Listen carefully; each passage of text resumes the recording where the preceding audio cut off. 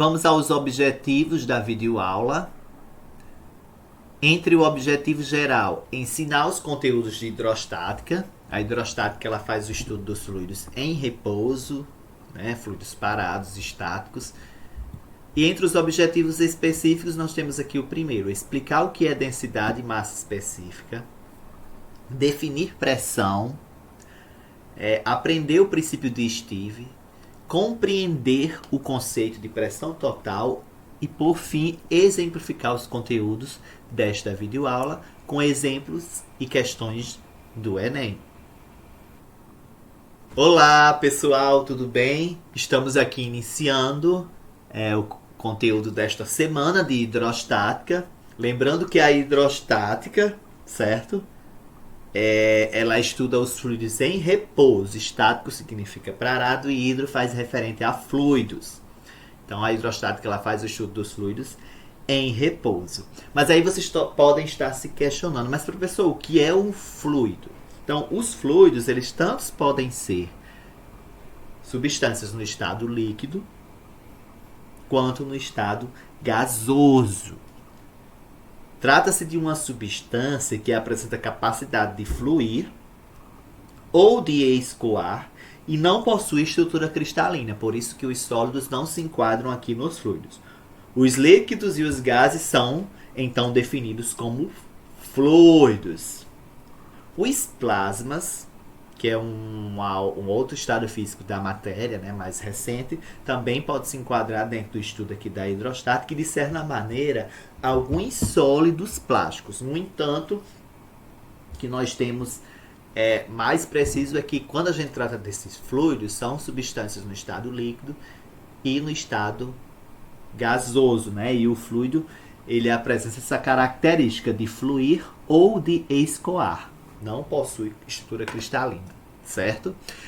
Então, aqui dentro da hidrostática, nós vamos estudar a mecânica dos líquidos e dos fluidos, né? Que aí, no caso, os fluidos vai incluir também os gases. Beleza? Bem, e aí nós vamos adentrar agora em relação a algumas propriedades dos corpos. A primeira delas é em relação à densidade.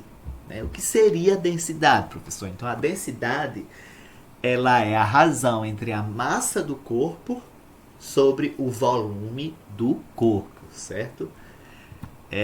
E aí nós temos também massa específica, que é uma outra definição também importante, certo? E a massa específica ela é representada por μ, né? Essa letrinha aqui grega, e ela é igual à razão da massa do corpo sobre o volume do material, certo? Do material ali dessa matéria, desse corpo. Então, densidade e massa específica, existe essa diferença, certo? Que a densidade ela vai fazer a relação ao volume do corpo, já a massa específica ao volume do material, tá bom? Então, ó, nós temos aqui uma observação que o volume do material, olha, ele vai ser igual à diferença entre o volume do corpo menos o volume oco. Um exemplo seria um copo vazio, certo? Então, o volume do corpo é todo o copo, inclusive a parte vazia ali, ou preenchida, né, por água se esse copo estiver cheio. Então, isso representa o volume do corpo, é o volume de todo o corpo. E aí, no caso, em relação ao exemplo do copo. Esse volume oco é justamente a parte não preenchida, seria a parte vazia desse copo, né, dentro do copo. E aí o volume do material, né, aqui V mate, representa o volume do material para o cálculo da massa específica, né, aqui na equação. Nós vamos subtrair, fazer a diferença aqui, o volume do corpo menos o volume oco, que é aquela parte não preenchida do copo. Seria o copo vazio, né, e aquela parte oca do copo seria esse volume, certo? E aí o volume do material seria justamente o material desse copo. A densidade, assim como a massa específica, tem as mesmas unidades.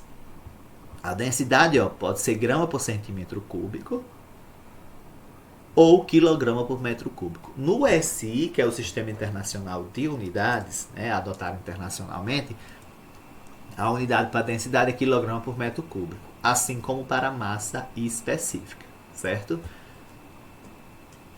Quilograma por metro cúbico. A unidade no SI, que é o Sistema de Padronização de Unidades, ok? Nós vamos adentrar agora no outro conceito muito importante, que é o de pressão, certo? E a pressão, ela relaciona justamente a densidade. É a densidade de força distribuída em um determinado corpo. Por exemplo, aqui eu tenho esse corpo aqui, nesse formato meio retangular, né? Nós temos essa área de seção A1. E olha, uma certa quantidade de força aqui representada vetorialmente, né, por essas setinhas, distribuídas aqui nesse corpo. Então, essa força aqui distribuída nesse corpo vai representar justamente a pressão que está sendo submetida. Então, veja que a pressão aqui ela já vai estar relacionando duas coisas: a área do corpo, né, e a força. Mas aí eu lhes pergunto, quanto maior essa força, vocês acham que maior vai ser a pressão ou menor? E em relação à área? Quanto maior a área, vai ser maior a pressão ou menor? Já nessa outra situação, olha, veja que eu tenho a mesma área, só que agora eu chamei a área A2, e eu tenho uma maior quantidade de forças aqui distribuídas. Se vocês observarem aqui essas duas situações, qual delas a pressão é maior? A pressão ela vai ser maior onde eu tenho mais força aqui distribuída no corpo, ou seja, em A2. Considerando que a área de A1 é igual à área de A2. O que vai fazer a diferença aí vai ser a força, né? A quantidade de força aí distribuída nesse corpo. Então, olha, a pressão ela relaciona essas duas variáveis aqui. Força, que é uma grandeza vetorial, e área, tá bom? Que é uma grandeza escalar aqui no caso. Veja, olha, que a pressão aqui ela é maior em P2, porque eu tenho maior quantidade de força aqui distribuída neste corpo. Então, se eu tenho uma maior quantidade de força distribuída, maior vai ser a pressão em P2. Né? Então, P1 é menor porque eu tenho menos força. E aí nós chegamos na definição para a pressão, né? Em uma equação para fazer o cálculo da pressão. Então, a pressão é a razão da força sobre a área. A unidade de força aqui no SI vai ser o Newton, porque toda e qualquer força a unidade é Newton. E a área em metro quadrado. Então, a unidade de pressão pode ser Newton por metro quadrado ou simplesmente Pascal. P maiúsculo junto de um A, PA, né? Seria a unidade para a pressão no SI, certo? No sistema de padronização de unidades, a unidade para a pressão é o SI. Então, olha, voltando aqui para a equação, nós podemos observar que a pressão ela é diretamente proporcional à força distribuída e inversamente proporcional à área. Ou seja, quanto maior a área de distribuição da força, menor vai ser a pressão. Consequentemente, maior sendo a força, maior vai ser a pressão, porque pressão e força são diretamente proporcionais aqui. Tá bom? A unidade então de pressão, como eu falei, no SI é Pascal ou Newton por metro quadrado. No SI é Pascal. Também pode ser ATM, atmosfera. Inclusive existe uma regra de 3 para você fazer a transformação de atmosfera para Pascal. Por exemplo, um ATM equivale a 10 elevado a quinta Pascal. Então você já tem essa conversão aí para fazer a transformação, a regrinha de 3. Um ATM é igual a 10 elevado a quinta Pascal. Se a questão pedir que você expresse o resultado no SI, então você sabe que a unidade de pressão vai ser Pascal. Tá bom? Se quiser que você transforme para ATM, né? Já sabe que existe uma regrinha de 3, que um ATM equivale a 10 elevado a quinta Pascal. Ok? Então a pressão ela é diretamente proporcional à força e inversamente proporcional à área. Ok? Bem, nós vamos agora entrar em um princípio aqui dentro da hidrostática muito importante, que é o princípio de Steven. Então, Steven ele calculou a pressão em líquidos em repouso, né, na hidrostática. E aí, por exemplo, olha, nós temos esse cilindro, um ponto aqui, ó, B, esse fluido aqui tem uma certa massa específica, e veja que nós temos aqui essa coluna, né, com uma certa altura H. Então, ó, a coluna de líquido que pesa sobre o ponto B faz pressão justamente em B aí, certo? Essa é a ideia aqui para fazer essa demonstração, para o cálculo da pressão em líquidos, né? Nesse princípio aqui de Steven. Bom, e aí nós lembramos que a massa específica ela faz uma relação entre o quê? Entre a massa do corpo e o volume do material, não é? Então a massa vai ser igual ao quê? Fazendo meio pelos extremos. Massa vai ser o produto aqui da massa específica vezes o volume, não é? E aí nós lembramos o quê? Que a pressão ela é a razão da força sobre a área. No caso aqui nós vamos calcular a pressão do que o líquido exerce nesse ponto B aí, né? Lembrando aqui, olha, que a força que vai estar atuando nessa situação é a força peso, para baixo no ponto B. E aí nós ficamos que a pressão no líquido aqui vai ser a razão da força peso sobre a área. Lembrando que força peso, né, é o produto da massa vezes a aceleração da gravidade, né, que a aceleração da gravidade aqui na Terra ela é constante, ela vale 10 metros por segundo ao quadrado, arredondando, né, que o valor mesmo mais preciso é 9,8 metros por segundo ao quadrado. Lembrando, olha, que massa é o produto da massa específica vezes o volume. Nós ficamos então, ó, substituindo aqui que massa é a densidade específica, né, a massa específica aqui vezes o volume, multiplicando G dividido pela área. No caso, o volume aqui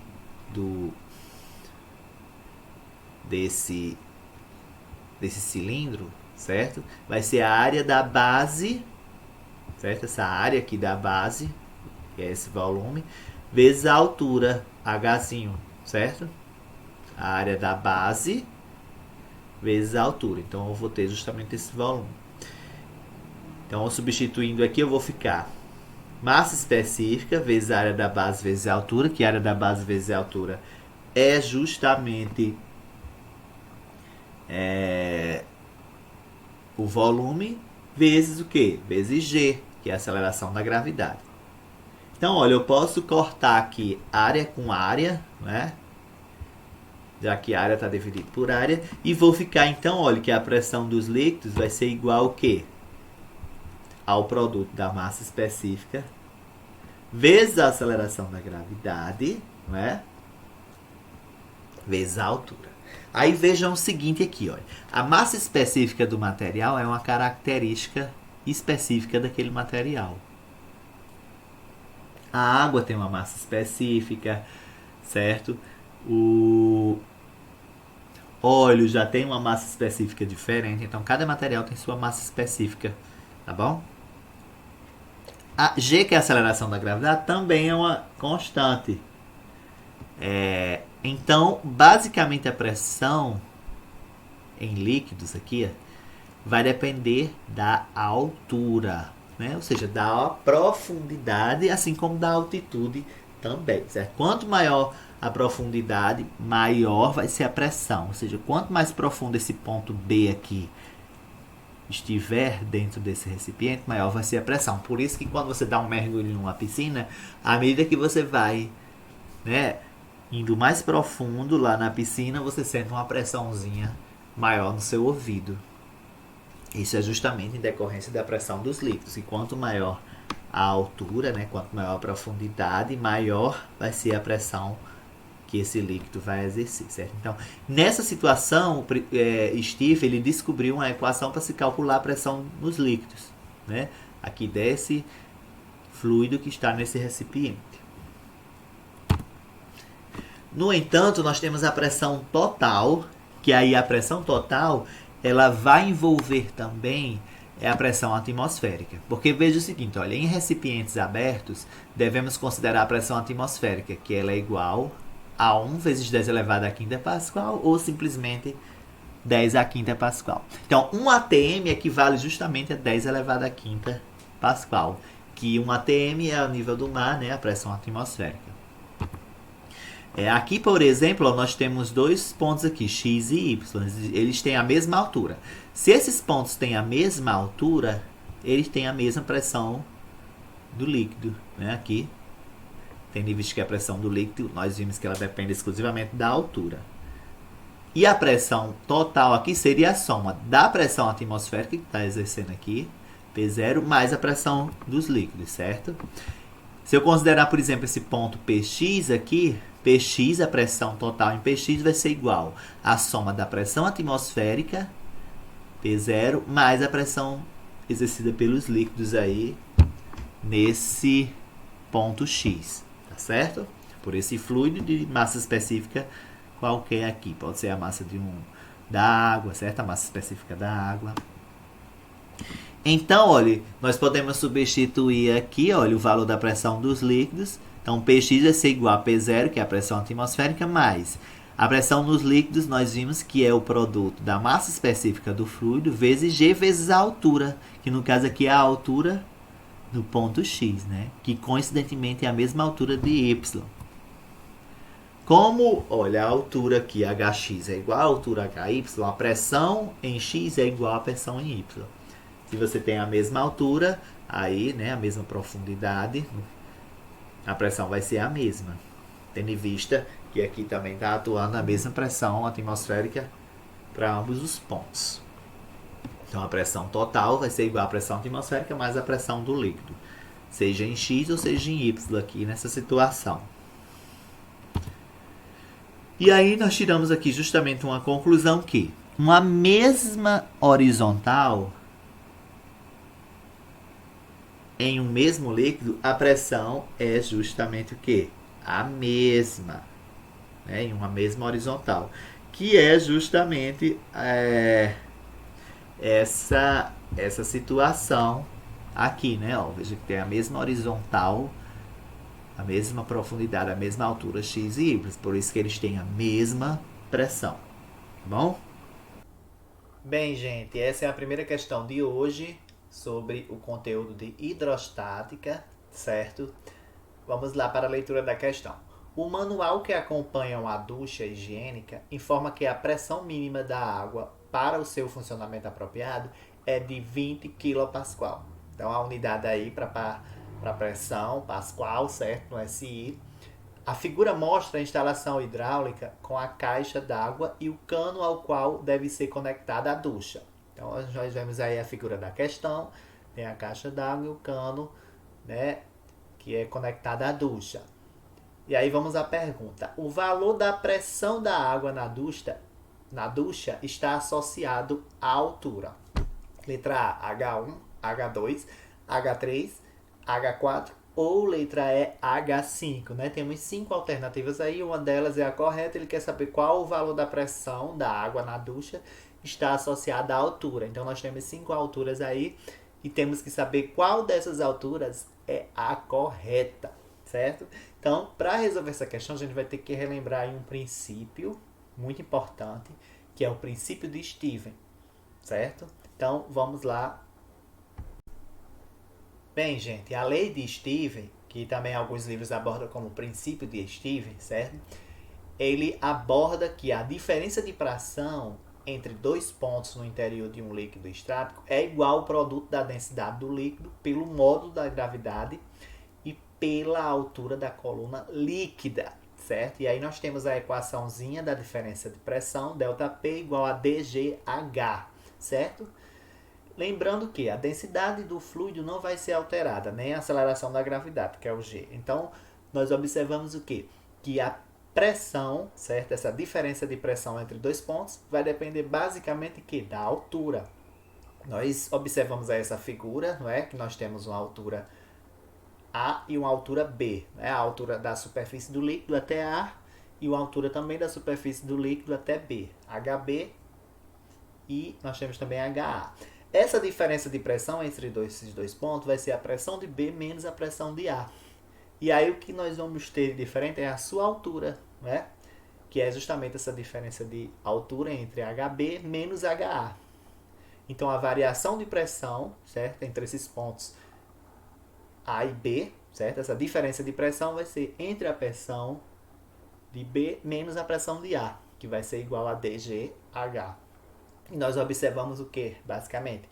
Que a variação de pressão ela depende exclusivamente, certo, da altura, da profundidade em que esse objeto vai se encontrar, certo? Então, se o objeto está no ponto B, a pressão em B é maior do que a pressão em A, aí, certo? E essa diferença de pressão nós calculamos dessa forma. A pressão de B menos a pressão de A é igual a dGH. D é a densidade do fluido, certo? G é a aceleração da gravidade, que é 9,8 metros por segundo ao quadrado. E essa altura aí é justamente a altura, essa diferença de altura entre A e B, certo? E aí nós vamos ter essa diferença de pressão. A pressão de B, então, se nós formos calculá-la, vai ser igual ao quê? A pressão de A mais dGH, certo? Que é justamente a pressão aí do líquido, beleza? Aplicando a lei de Steve, certo? Ela tem uma aplicação muito importante que é em relação aos vasos comunicantes. Nós observamos aí essa figura que temos aí três objetos de formas diferentes, porém a pressão aí é a mesma porque a altura da superfície do fluido aí nesses recipientes é a mesma. Que nós vimos no princípio de Steve que basicamente depende, né, a variação de pressão da altura, certo? Da profundidade, da altitude, enfim. Bom, para um líquido em equilíbrio, cuja superfície está sob a ação da pressão atmosférica, a pressão absoluta exercida em um ponto submerso qualquer do líquido seria, certo? Então, essa pressão absoluta vai ser igual a quê? A pressão atmosférica, que a nível do mar é 1 atm, ou 10 elevado a quinta Pascal. Pascal é a unidade no Sistema Internacional de Unidades para a Pressão, certo? Então, essa pressão absoluta seria igual à pressão atmosférica mais a pressão hidrostática, né? Que a pressão hidrostática seria o produto da densidade do fluido vezes a aceleração da gravidade multiplicada aí pela sua altura, né? A profundidade ou altitude. Então, basicamente, essa pressão do líquido, de acordo com o princípio de Steve, depende basicamente da altura, certo? Então, vamos lá para a resolução da questão. Então, fazendo uso aí da lei de Steve, nós temos que a variação de pressão vai ser igual ao produto da massa específica aí, né, da densidade da água, vezes a aceleração da gravidade, vezes a altura, né? Basicamente essa variação de pressão vai depender da altura. Então podemos observar que quanto maior a altura, maior a diferença de pressão. Só que essa altura precisa ser medida entre o ponto de saída da água e o ponto onde fica localizada a superfície livre, que nesse caso seria a caixa d'água.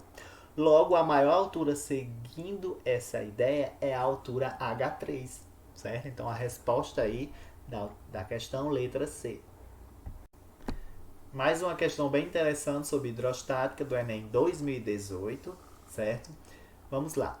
Talvez você já tenha bebido suco usando dois canudos iguais. Entretanto, pode-se verificar que, se colocar um canudo imerso no suco e outro do lado de fora do líquido, fazendo a sucção simultaneamente em ambos, você terá dificuldade em bebê-lo. Essa dificuldade ocorre por quê? Certo? E nós temos aí a figura da questão, ilustrando. Vamos lá. Então, essa dificuldade ocorre por quê? Letra A. A força necessária para a sucção do ar e do suco simultaneamente dobra de valor. Letra B. Densidade do ar é menor que a do suco, portanto, o volume de ar aspirado é muito maior que o volume do suco. Letra C. Velocidade com que o suco sobe deve ser constante nos dois canudos, o que é impossível com um dos canudos de fora. Letra D. peso da coluna de suco é consideravelmente maior que o peso da coluna de ar, o que dificulta a sucção do líquido. E letra E, a pressão no interior da boca assume praticamente o mesmo valor daquela que atua sobre o suco. Na letra E aqui, certo? Então, questão que envolve aí pressão, certo? Atmosférica, que nós já discutimos aqui na aula, né? Que é a nível do mar, pressão atmosférica de 1 atm, que equivale a 10 elevado a 5 Pascal no SI, tá bom? Vamos lá para a resolução da questão. Então, gente, se você sugar simultaneamente as extremidades superiores de dois canudos, como na situação, né, da questão, um mergulhado no suco e o outro colocado fora do copo, como indicado, na figura da questão, não será possível solver o líquido. Isso aí já é afirmado no enunciado, não é, da questão. Isso ocorre porque no interior da boca a pressão será praticamente a pressão atmosférica. E sem diferença de pressão, não ocorre o escoamento do fluido, certo? Porque a pressão será praticamente igual à pressão atmosférica. A pressão no interior da boca, certo? Tudo ocorrerá como se você estivesse tentando sorver o suco com um canudo dotado de um grande furo nas proximidades da sua boca. Então a resposta da questão, letra E, certo? A pressão no interior da boca é praticamente igual à pressão atmosférica, e aí impede que seja solvido aí o líquido para a boca.